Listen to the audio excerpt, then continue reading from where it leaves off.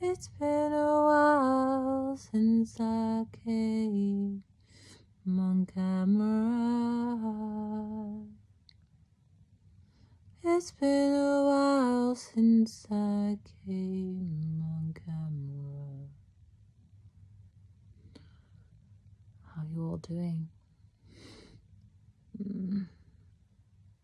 don't know what I'm here to say. Maybe I'll read something. Maybe I'll read something. Hope you're doing well. I'm Hannah. I'm a poet, illustrator,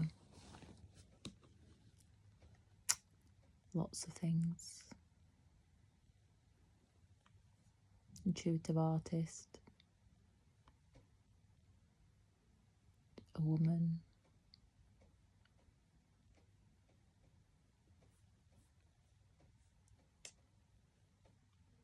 what else am I? Mancunian, a Gazan,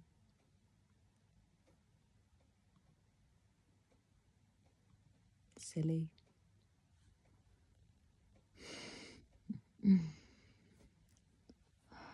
It's been a while since I came on camera.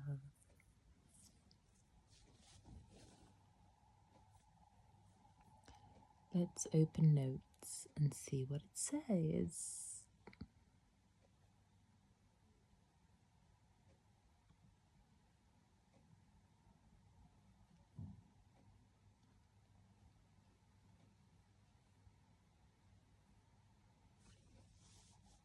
Got really itchy ear.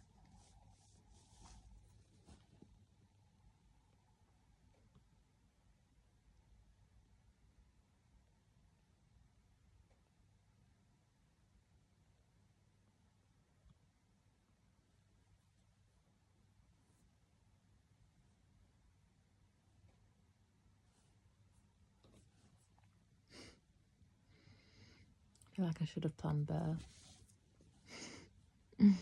But I literally just started singing and then thought I'd just turn on the camera. Whether I post this or not, I don't know. I don't know.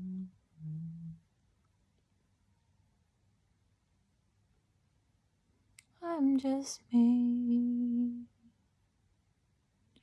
I've been bullied in this life, all this life. My relatives were my first teachers. Friendships, romantic relationships, co-workers. We all thought they were the first to get one over on me. It's funny how the last bully thinks they're the slickest, busting out their worst tricks. They don't realize that each time the bullying got worse, more challenging to deal with. It was all for me to level up. I was always following the signs. That's all I've ever been doing since I was a little girl. If I'm not giving you attention, it's because there's no pull in your direction. Why are you wasting your life monitoring me, trying to figure me out, trying to study me, circling round the same point for months, trying to keep me stuck. I'm not in the same place I was when I made the last piece. How were you going to find me? So the story goes again tomorrow, and the next day, and the next day, made all my discoveries out of monotony. Take it up with God. He made my trajectory. He gives me my inspo. He taught me how to listen and go for what I'm here for. Maybe if you did your shadow work, you could just be fans out in the open instead of projecting your demons onto me. So you don't have to grow up. I've never understood the acting pleased with yourselves in all your boredom. It's never been the way I've wanted to be. I guess that's why you are where you are, and I'm just me. That's just me reading a poem that I wrote a different way. Probably to be never read like that ever again.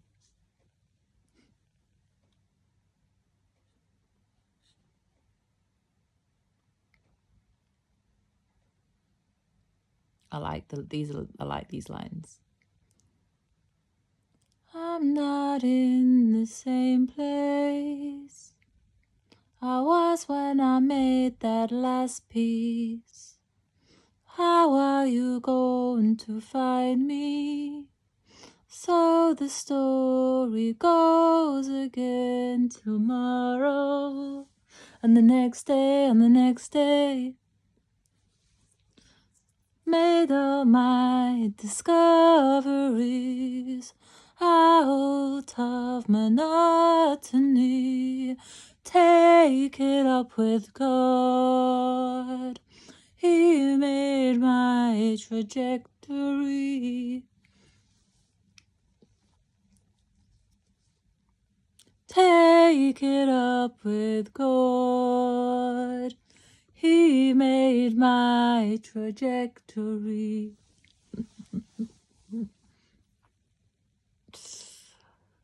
Oh. Anyway, I love it when my hair is damp and I've just put like my hair oil in it and it feels so silky. And I just feel like the sensations are too good to not share with you all, because these are the things I like to appreciate. Yeah, let me know how you are. I'm severely blocked and no one really comments on my videos, but I'm still interested, you know. Let me know, let me know, let me know, let me know, let me know, let me know. Let me know.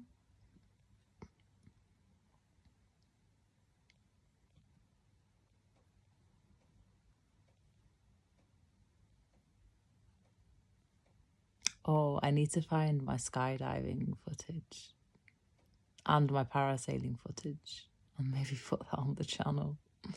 So you all like don't think I'm completely like an insane recluse. I have left my house many a times. I've travelled to more than 30 countries. Yeah, more than 30 countries. Which I don't think that's a lot, but people tell me it's a lot.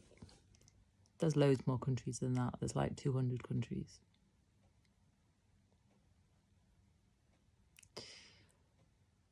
Yeah, so I feel like I've not really scratched the surface of everywhere that I want to go. But things I have done. When I wasn't a hermit writing all the time. And it was just something that I kind of miss those days, because I just wrote a poem every now and again. It wasn't like a daily practice or anything. But I kind of don't miss those days because I like that it's a daily practice now. But I miss the fact that I didn't really know what it was, if that makes any sense. Like, I was just writing things that came to me and not really thinking anything of them, and just getting on with my day, just engaging more in like Matrix life, not really knowing actually what was like beneath the surface, that was just like what the unraveling would be, kind of thing, what it was that I would be unraveling over more years to come. So I kind of miss those days when it was even like a secret to me.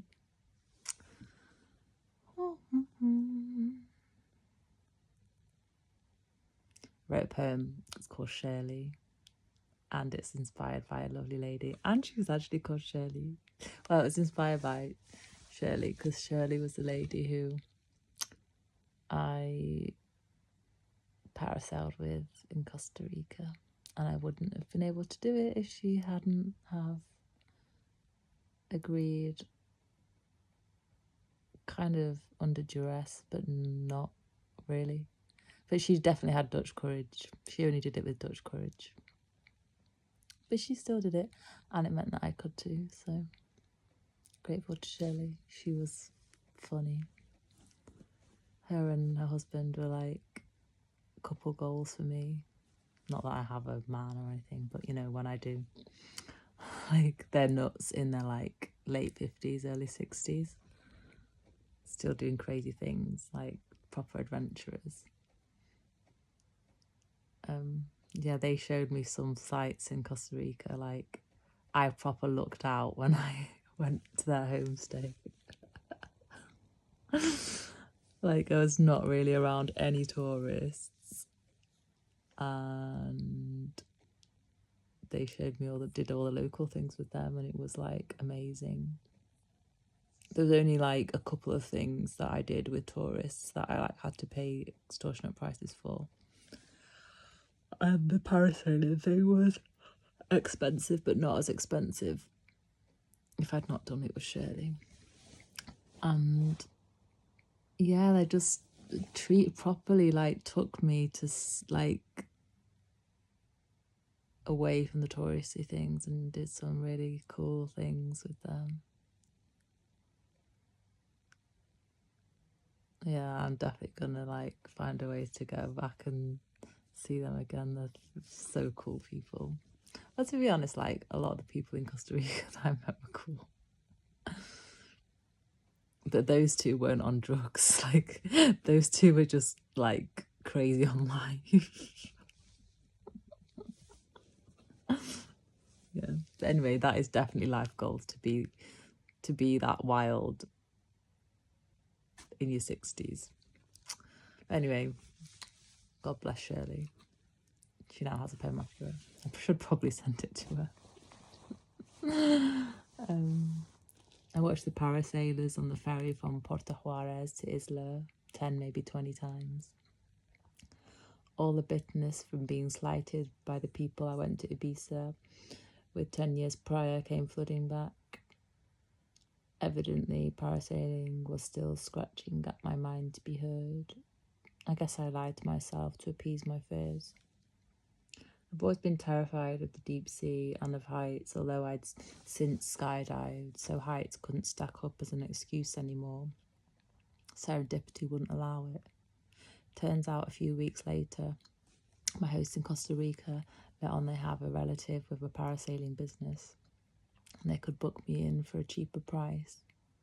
I was repeatedly asked if I wanted to do it, and I really did, but not alone, and I was travelling alone. Let him know if I did, it would have to be at sunset. Lester was adamant he was not going to do it. He wasn't going to do it. He was terrified. I thought my hopes were dashed again. He too was afraid of heights. He definitely wasn't budging. He said he'd ask Shirley when she was up. She was afraid of heights too. And there was still the issue of not knowing how I would survive landing in the deep sea. It was getting to the end of my time there. I knew I'd regret it if I left without having done it. A little while later, to my surprise, I got the news that she would join me. So off they went to book, and I got on with the rest of my day. As was typical of my days in Costa Rica, I'd get the bus to the beach in the afternoon and stay there until the sun went down, heading home after dinner. Late afternoon, I was perched at the side of the road chatting to a jewellery seller, sipping on coffee and tamarind juice, when Lester and Shirley appeared to pick me up. They said, "Come on, are you ready?" Shirley let slip. This is a true story. This is pretty much just like recording of events, which is a poem. Which is like one of my favourite types of poems that I do. Where's the line? They said, "Come on, are you ready?" Shirley let slip. She had 3 tequilas early that afternoon. She did. Amused with herself, she said, "I'm ready." I was thinking, that's great. I'm just glad I put on a bikini today. That is definitely true, because sometimes I'd just go to the beach, not to go in the sea, but to write. So I wouldn't be wearing anything to go in the sea. But that day, I wasn't even going in the sea, but I had, anyway, I was dressed for the parasailing accidentally.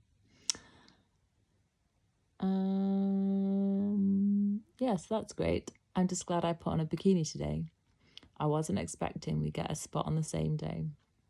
Sunset slots were the most popular, so it was really lucky. But I'd forgotten it was family. Anyway, I just rolled with it. What else was I supposed to do? Like, I couldn't back out then. Just roll with it, stripped off where I was and got strapped in. That literally happened. Just had to, like, in front of everyone. And just leave my stuff, like, with randoms.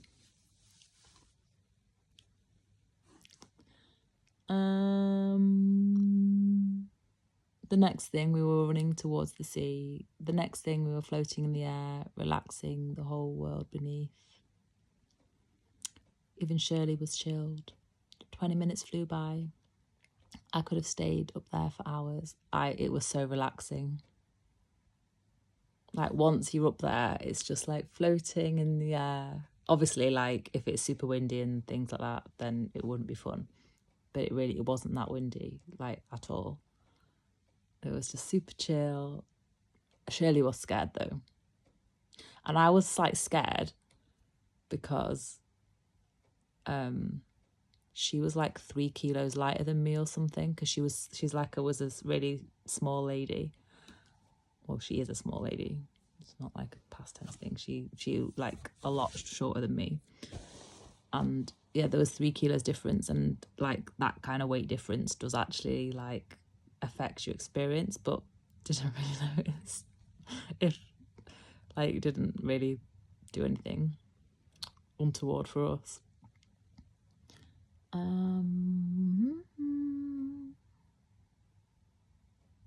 Even Shirley was chilled. 20 minutes flew by.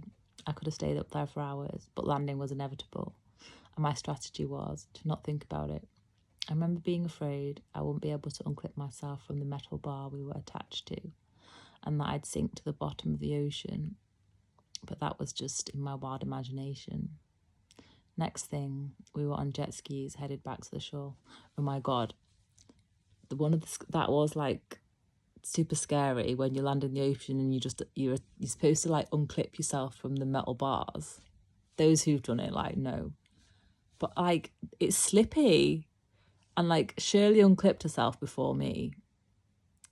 So I was like in the water longer, which I like, but she was more comfortable in the water than me, but she got free, and I was like, okay, I'm definitely gonna sink now, and I didn't sink. Like I managed to do it, but it's like really panicky because I'm thinking like, I'm gonna sink with this metal bar like down to the ocean, and people are gonna have to rescue me like a ship wreckage. Oh God. Anyway, I live to tell a tale. Next thing, we were on jet skis headed back to the shore, and all the fuss of the last 10 years had finally been laid to rest. Thanks to Shirley saying yes, Lester had been waiting for us at the beach with his camera the whole time. Those two were crazy. They took me on some wild adventures for the 2 weeks I was with them. They reminded me that you're never too old to fly, and I wanted a partner who would still fly with me when in our 60s. Even if, like Shirley, it takes 3 tequilas to have the courage, she still did it, which meant I could too. I've always confused people around me because I do a lot of things that bring up my fears and anxiety. I guess that will always be the conundrum when judging others by your own parameters.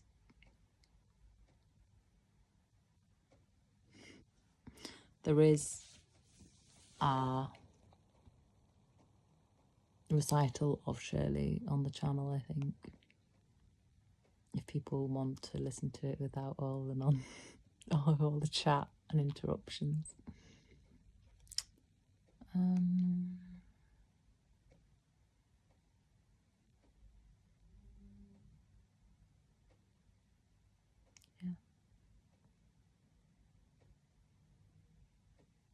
I've been thinking like a lot about, you know, when you travel and you're roaming and like you're a bit of a nomad and you do all these things. It's your life, but it's kind of like not your life. It is your life, but it's not all of you. It's like a part of you. And it's not like I don't enjoy those experiences without being grounded. I don't think you can really fly if you're not grounded. Like you can't go to the heights that you really want to go if you're not grounded.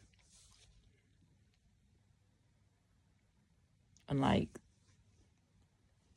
sometimes I think like, am I just really too solitary or too like boring, you know, like too much of a homebody? But I think like the sense of home and the stability that it gives me, and like the freedom to write and the safety to write and everything, like even when I'm flying, when I'm roaming and stuff, I don't necessarily always write. I like write when I come back more. So there's like experiences are good, like information gathering and like research for material, but you know, it's good to have experiences. But then I think the experiences that are like seemingly more dull often make some of the best work. Like one of my favourite poems I've ever written, which is a really small, like short one, is called Allowing, and it's about one homeless man took my grocery shopping to my car at the local supermarket. So, you know, stuff like that. It's like life affirming stuff.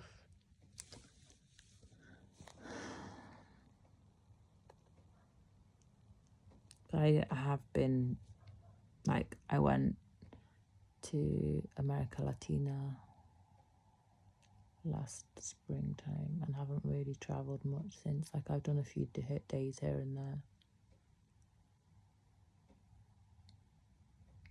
And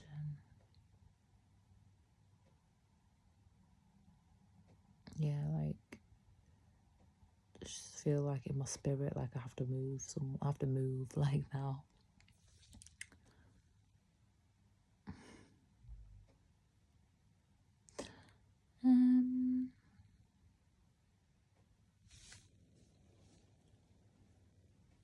I wasn't going to read one more, but maybe I will.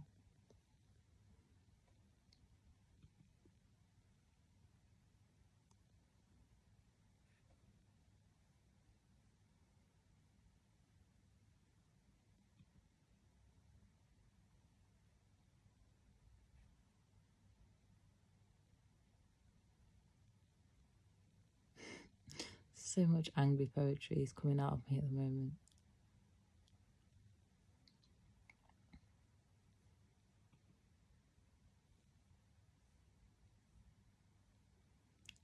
So much, I think, yeah, so much angry poetry is coming out of me at the moment. But that one was like one that, I don't know why it took so long to land, to land, to land. Oh, I wrote, promise me we'll make new memories every day.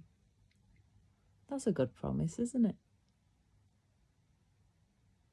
And it doesn't like trap you into them all being good ones. I wonder what will come of that. We are soul, not body, not mind, soul. We are soul, not body, not mind, soul. Well, we are all three, really. And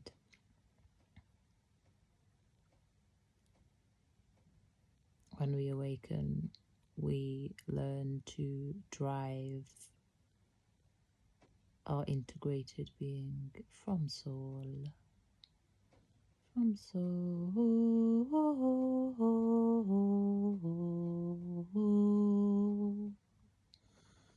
From soul.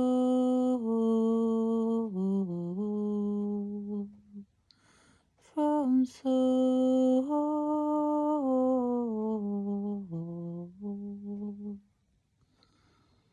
We are soul, not body, not mind, soul.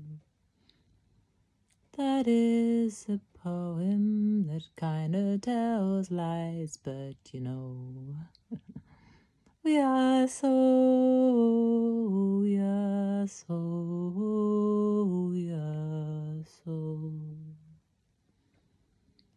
We are soul, we are soul. We are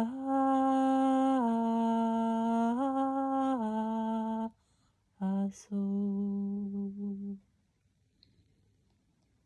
Not body, not mind, soul.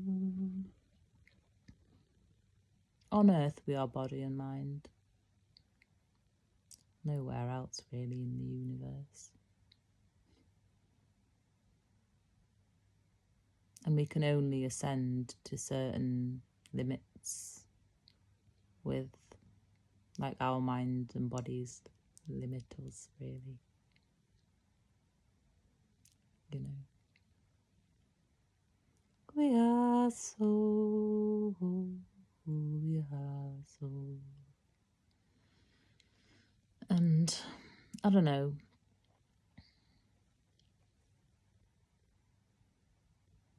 Like, souls are genderless, they're formless, they're emptiness, they're everything and nothing,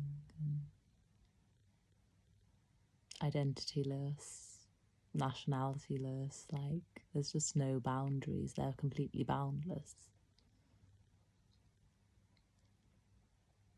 And it's just completely paradoxical that we have to have a body and a mind to be able to appreciate the boundlessness of our souls, of our souls. And like, our souls do ascend within this vessel. They do, because we don't stay the same. Like, I mean, some people don't really grow up, but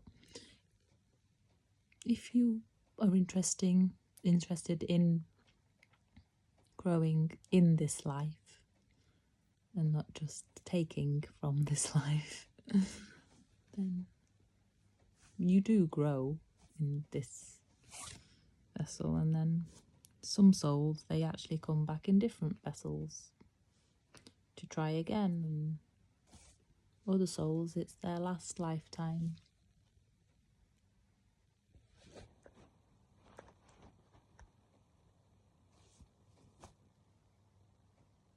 Other souls have been around since the beginning of all the lifetimes. Totally ancient.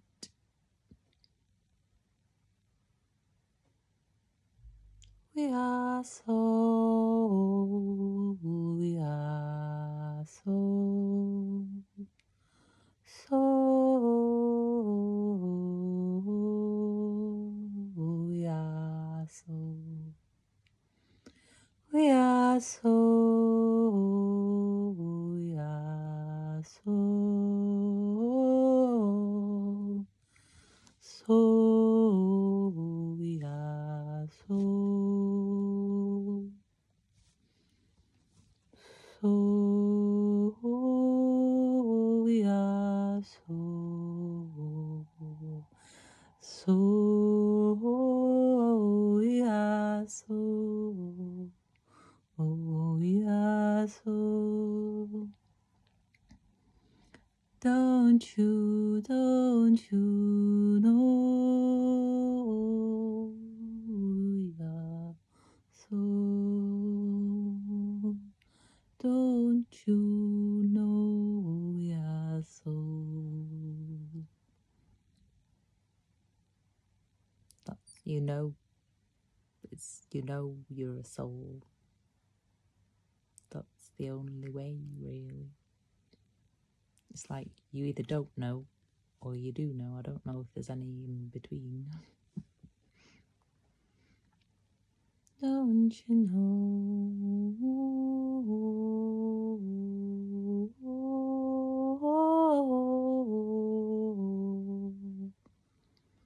we are so, we are so,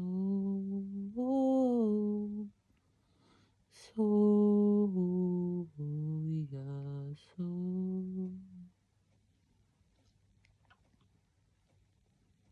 Promise me we'll make new memories every day, every day. Promise me we'll make new memories every day. Lost my breath then. That's even possible. Promise me we'll make new memories every day.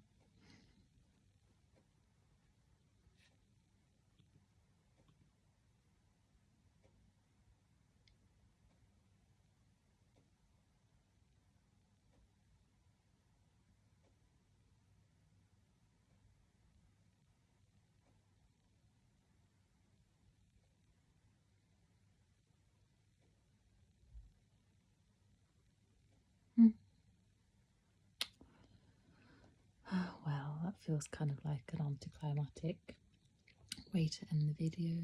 But if you stuck with me this long, thanks for being here. Like and subscribe. Helps the channel. Just a little bit, even though I'm heavily blackballed. I've got a fundraiser open for my poetry LP project. My body is an antenna that I would really like to make in 2025. And the link to it is in the About section of the channel. It's a PayPal link. If you're an artist and you would be interested in collaborating or being involved in the project, then email me hannahahlepoetry@gmail.com. And yeah, thanks for all the engagement with the channel. I really do appreciate it. Thanks for being here and love yous. Take care until the next one. Bye.